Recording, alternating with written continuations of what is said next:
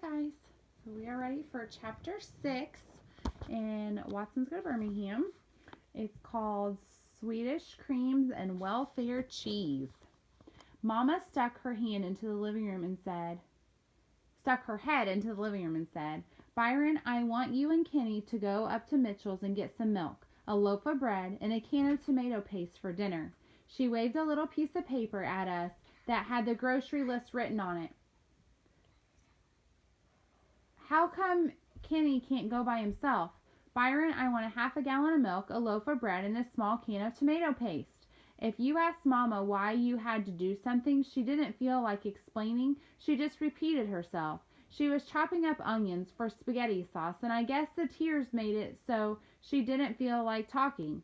If you were stupid enough to ask her questions again, there would be the loudest quiet in the world coming from Mama.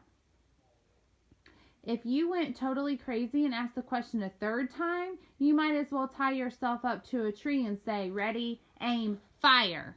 So Kenny said that a lot. He says ready, aim, fire a lot. I think that's the 4th time that he has said that. Byron got the message and jerked up off the couch and walked over to the TV and punched the off knob. How many of you have off knobs on your TV? Yeah. You probably have a remote and you probably don't have to get up and hit the off knob or jiggle the antenna to make sure you can get your show in. You just have it right there at your fingertips. I knew this wasn't going to be a fun walk up to Mitchell's. We went into the kitchen. Give me the money. Just sign for it. Just what? Just tell Mr. Mitchell you want to sign for it. Mama kept whacking the onions. What? Just go in there and tell Mr. Mitchell I want to sign for some food? Your daddy and me made all the arrangements last weekend, Byron. Mr. Mitchell will let you sign for the groceries until payday. Lots of people do it. A half a gallon of milk, a loaf of bread, and a small can of tomato paste. Mama started chopping the onions a little harder. So I ain't got to give him no cash? Whack, whack, whack. All of a sudden, Byron's face jumped like a bell went off in his head. Wait a minute. I know what this means. We on welfare, ain't we? I held my breath. If I found out we were on welfare, I was going to really have to get ready to be teased. No, we're not on welfare. I can't believe it. You really going to start serving welfare food in this house? You really going to make me go embarrass myself by signing a welfare list for some groceries like a blamed peon? I guess Vi hadn't been counting how many times Mama had repeated herself. She smacked the knife on the kitchen counter and jumped right up in Vi's face. Listen here, Mr. High and Mighty. Since you just gotta know, food is food. We've eaten welfare food in this house before, and if need be, we'll eat it again. Don't come playing that nonsense with me. I already told you this is not welfare food. You've got about 5 seconds to have that door hit you in the back. Kenny, move. Vi pouted and walked real fast up to Mitchell, so I had to kind of run along to keep up with him. He didn't say anything while we got the stuff Mama wanted. He just snatched the things off the shelves. Then he dropped the bomb on me. You go get in line and hold our spot. I'ma look at some comics for a minute. When you get to the register, I'll come and tell him how we want to pay. Aw, man, I knew what he meant. Vi figured out a way not to get embarrassed. He was going to hide until after I'd signed for the groceries. I was going to be the one who got embarrassed. I couldn't argue for anything, so now it was me who was pouting. Byron disappeared around the comic book rack. Hi, Kenny. Hi, Mr. Mitchell. This all you want? Uh-huh. He took the groceries and rang them up on the cash register. That's $1.23. I saw Vi's head come peeking around the comics. This has got to go on the welfare list, I said kind of quiet. Mr. Mitchell twisted his face up. On the what? I said real low so only Mr. Mitchell could hear. We just found out we got put on welfare and we've got to sign this food up on the welfare list. Vi's head disappeared again. Mr. Mitchell laughed. Kenny, this isn't a welfare list. It just means your daddy's going to pay all at once instead of a few times each week. Really? Mr. Mitchell reached under the counter and opened up a little brown box. He pulled out a bunch of yellow cards and said, "See, Watson," and could see Watson was written on the top of them. On one of them, he wrote $1.23 on the first line and said, "Sign here," then pointed to a spot next to the $1.23. I wrote Kenneth Watson and gave him back the pen. "That's it?" "That's it." He put the groceries in a brown paper bag and handed them to me. "See ya, Mr. Mitchell." The second I walked out of the store, Byron was next to me, and he was in a lot better mood. "Man, I can't believe it. We just had a chance to get a bag full of free food, and all we took was some stupid milk, a loaf of bread, and a can of tomato paste." Byron's good mood started getting to me, too. He was smiling and even put his arm around my shoulder as we walked. I couldn't help myself. It felt so grown up to have By walking with me like that. I started laughing right along with him. His mood was so much better that he even took the bag of groceries from me. Most of the time when Mama made us go to Mitchell's, Byron would make me carry the bags from the store right up to the front porch. Then he'd take them from me so Mama would think he'd carry them the whole way. But now he started carrying them 4 blocks away from home. This was just too much. "All you got to do is sign that stupid card and that old fool Mitchell will give you what you want." Too much. Now that By was happy, I had 2 questions I wanted to ask him. First, he'd said a word that I never heard before, and since he said it in front of Mama, I knew it wasn't cussing. As we walked home with his arm around my shoulder, I thought it might get a real answer from him. "By, what's a peon?"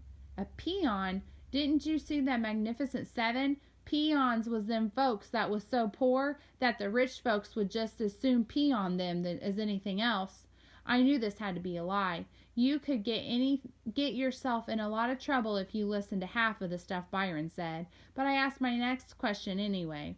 "Why do you think the welfare food was that Mama's What do you think the welfare food was that Mama said she gave us?" I wished I hadn't asked, because this brought back his bad mood. He took his arm from around my shoulder and said, "I knew what it was." He handed me back the groceries, too. "Don't you remember how some of the time Dad sneaks up in the morning and goes in the kitchen, and when he comes out, there's a big jug of milk? Ain't you ever wondered where that milk come from? You ever seen any udders on Dad? That milk come out of one of them big brown boxes that keep up at them high shelves, pure D welfare food. And don't you remember that cheese? Who ever heard of cheese coming in a box as big as a loaf of bread? You ever try to pick one of them things up? Real cheese comes in hunks or slices, not a blanged loaf that weighs 40 pounds. I always thought there was something strange about that mess, and now I know. She been sneaking us welfare food, pure D welfare food. The cheese tasted okay to me, and, except for the big powdery lump every once in a while, Dad's milk was all right too." But to try to get Byron back into his good mood, I acted real disgusted and said, "Aw, man." A week later, I was walking in the alley behind Mitchell's when a big cookie with pink frosting just about hit me in the head.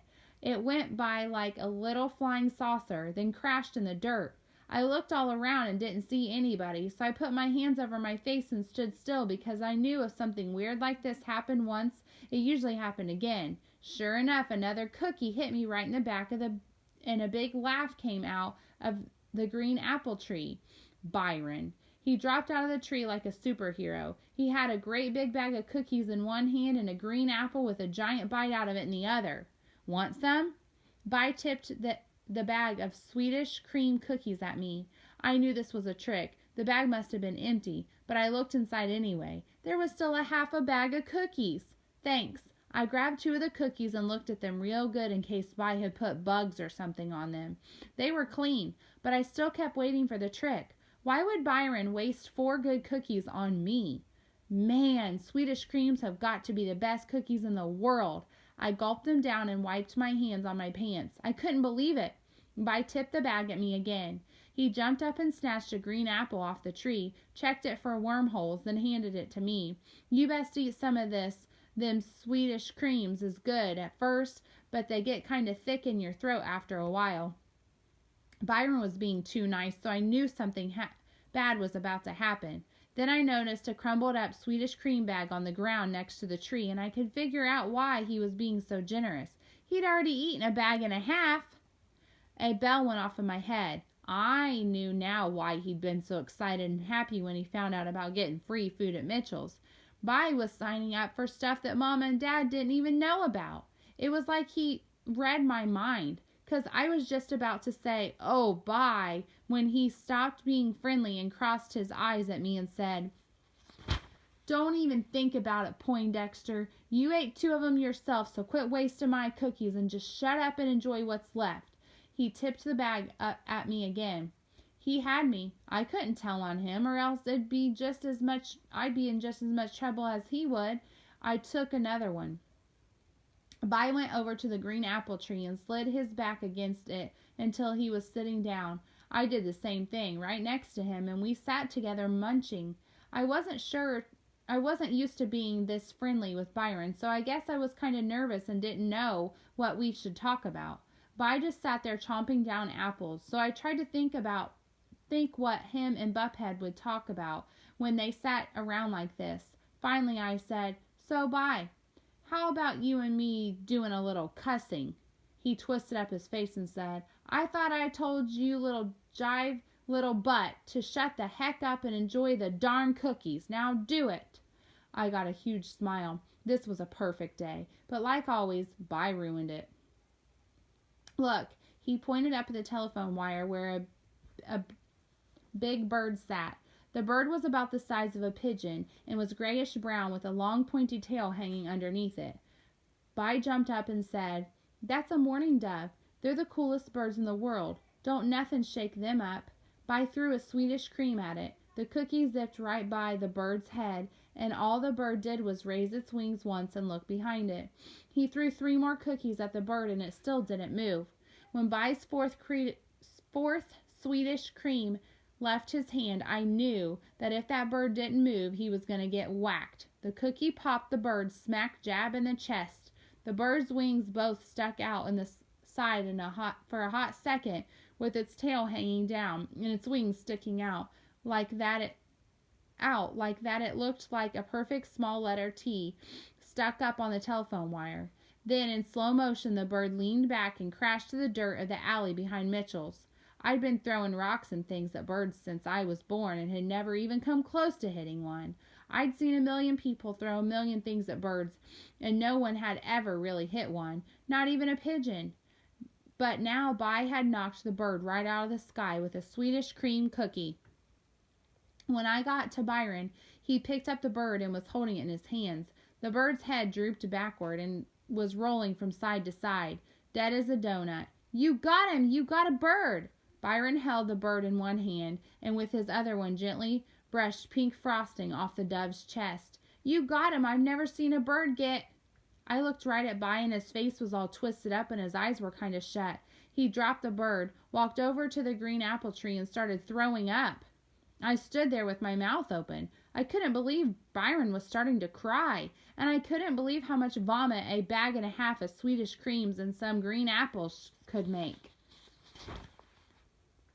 When it looked like he was done, I walked over and put my hand on his back. As soon as I touched him, he popped me in the arm, hard. "Bye, what?" He picked up the rotten apple and threw it at me. "Get the heck out of here. What are you staring at? Them apples got me sick. You little cross-eyed punk. Get out of here." Rotten apples started coming at me real hard and fast, so I left. It was hard to understand what was going on with Byron. Some of the time, if a